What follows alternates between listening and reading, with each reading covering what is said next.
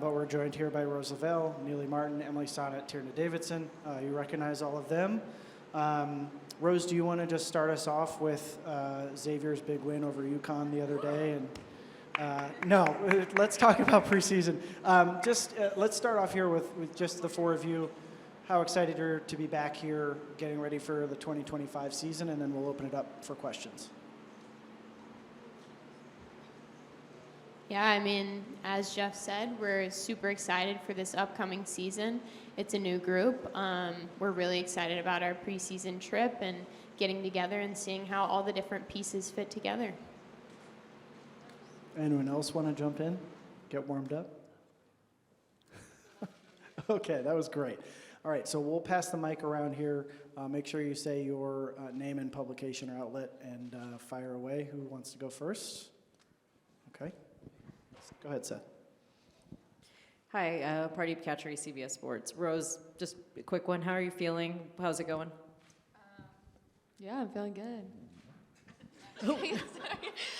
I'm feeling good. I had surgery last month, so I've been back in New Jersey rehabbing, and it's been going really well. Feeling really good, so hoping to be back in the next couple something. In the foreseeable future. Hi, thanks so much for taking the time. Jenna Tonelli with Sports Illustrated. I asked the first bunch who was up here, but one of the things the league is doing this year is this like rivalries week, and they put you guys with the Washington Spirit as like the one of the rivalry games. And I'm curious, just like as players, like your thoughts on that. If you feel that's a rivalry, if there's any like, oh, we lost to them in the semis, like kind of like rematch vibes, or just your general thoughts on rivalry with the Spirit. Yeah, I think creating a rivalry weekend is something really cool. I was a part of Portland, Seattle for probably the first 4 years of my career. I was in Seattle for a little, so then Seattle, Portland. Creating rivalry weekends, I think, allows fans to really get behind their team. I think Spirit always is a really good match with any team that I've played on. I think obviously the semifinal was a match up. But seeing rivalry weekends, rivalry weekends is a good thing.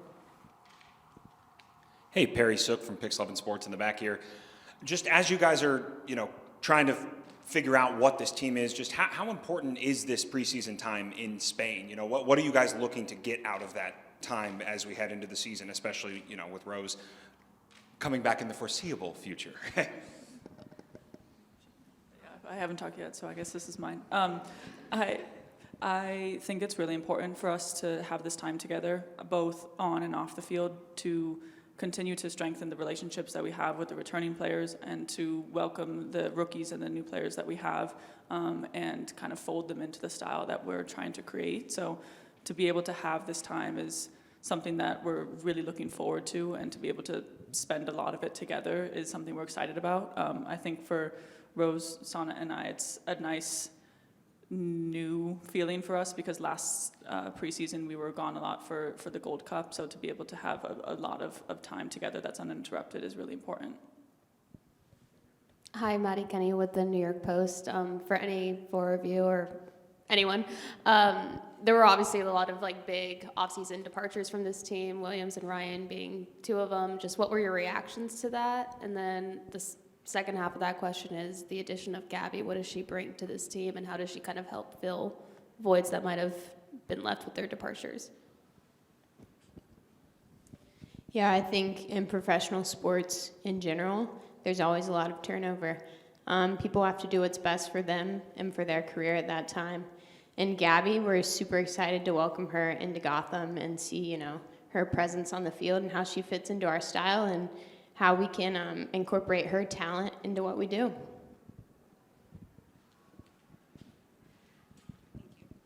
For you, Rose, I know it's going to be 200 to 200 business days before we see you, but how do you plan to just kind of, stay close to the team and, while you work through your recovery and hopefully for when we do see you to kind of seamlessly transition back in?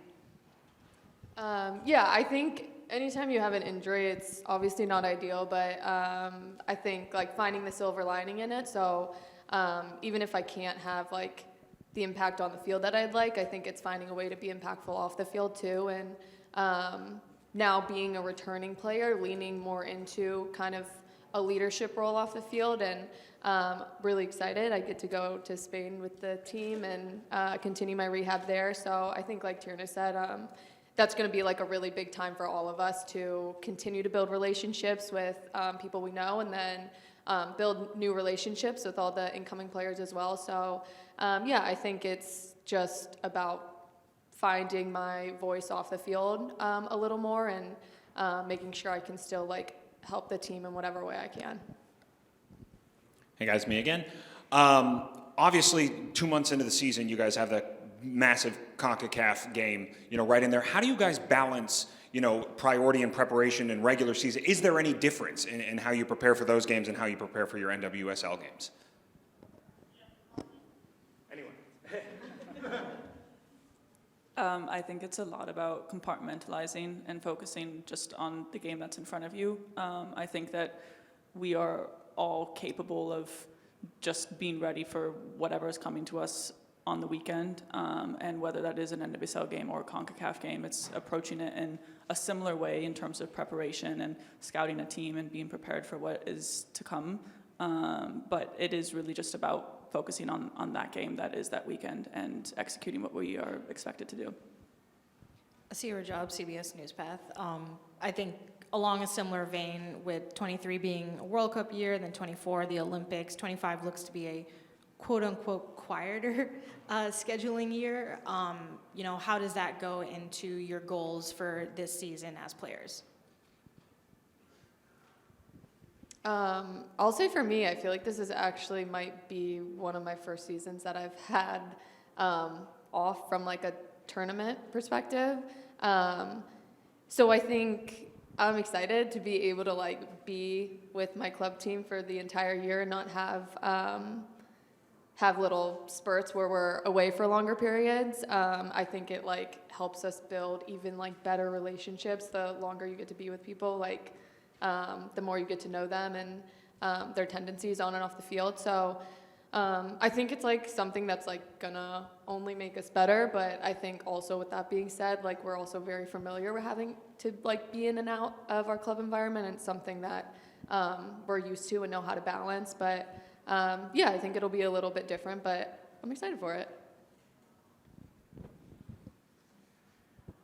Last year, similar to this year, there's a lot of turnover on the team. Now, 3 of you came in last year. Based upon that experience in the league you're already in, how quickly do you think everyone will gel and get with coach's system and everything else?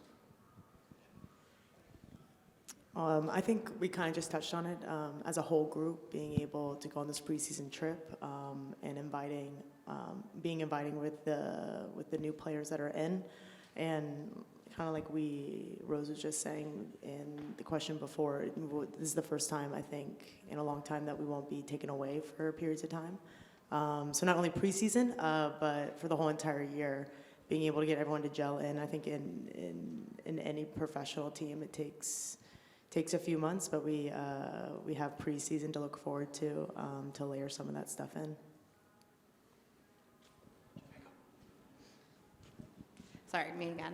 This is for everyone but Nealy. How did it feel for the three of you to see Nealy and Ella get those call-ups to the January camp and just see all their hard work over the last couple of seasons really rewarded in that way?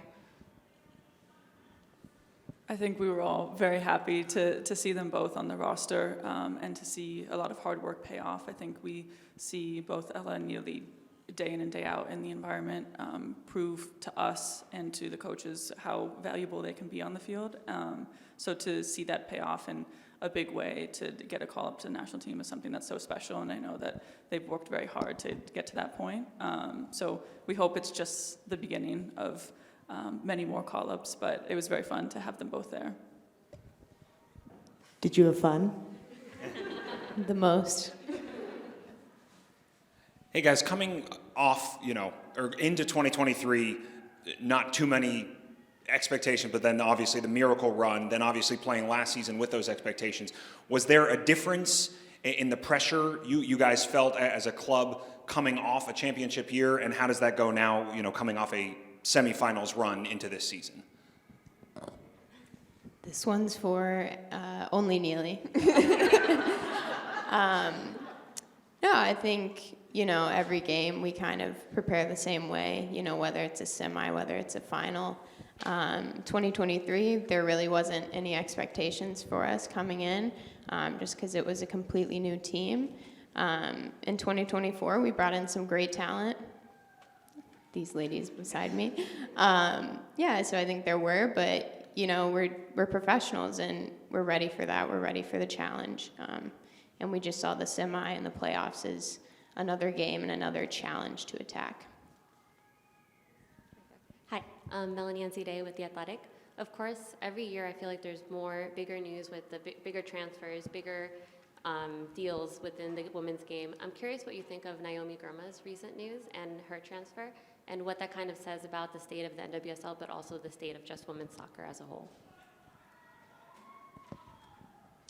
I think, me personally, having known Naomi for a while and seen and been a part of her journey, it's something that I'm really proud of her and how she's grown and the stage that she is getting to see. I think in general, speaking for the development and growth of players in the NWSL and being able to see that talent transfer over to Europe is really exciting, and vice versa, to be able to get European talent to come to the NWSL is something that we're looking to continue to do. And so I think that it's something that I think the players deserve, aside from obviously the money and the transfer fees that we're starting to see, just to be able to get that opportunity and to have that level of respect at an international level, I think is very impressive.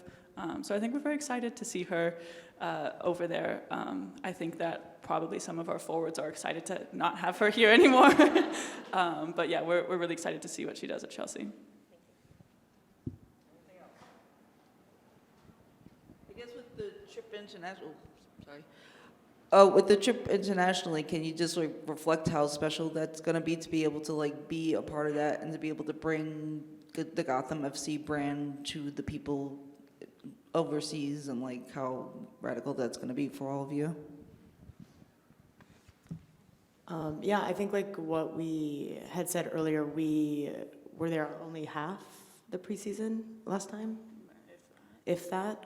So I think how special it is as a group to really grow in those first few weeks, layering tactics, culture, maybe just having laughs with your teammates. You don't get a lot of time together, so the time you do, it's really important. It's special that we get to go to Spain. I think we're all really excited for that. A little food and some coffee shops, also playing some soccer. And obviously, a warmer climate is appreciated during these times here in New York. But I think just how little time we had together as a whole, and now we'll have that whole entire preseason